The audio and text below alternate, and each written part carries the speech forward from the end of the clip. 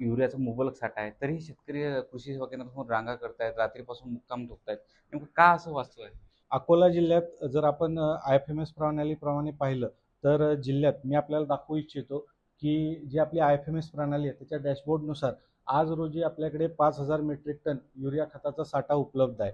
त्याचप्रमाणे आपण जी आपल्याकडे RCF खताची रेक आली त्याच्यातूनही वाटप सुरू आहे. त्यातून आपण अकोट तालुक्याला 800 मेट्रिक टन खताचं उपलब्ध करून दिलेलं आहे. त्यामुळे त्याच्यातून शेतकऱ्यांना वाटप सुरू आहे. त्याचप्रमाणे आज आता आपली नर्मदा बायोकेम या कंपनीची रॅक अकोला येथे पोहोचणार आहे. त्याच्यातूनही आपल्याला एक एक 1100 मेट्रिक टनापर्यंत खत उपलब्ध होणार आहे. त्यातूनही आपण अकोट तालुक्याला 400 मेट्रिक टन खत उपलब्ध करून देतोय. त्यामुळे शेतकऱ्यांनी खत टंचाई याबाबतच्या अफवांवर विश्वास न ठेवता प्रशासनास सहकार्य करावे. तसेच कुणीही रांगेत लागण्याची आवश्यकता नाही. मुबलक प्रमाणात खत उपलब्ध आहे आणि त्याचप्रमाणे सर्वांनाही भविष्यात आपल्याला खत उपलब्ध होणार आहे.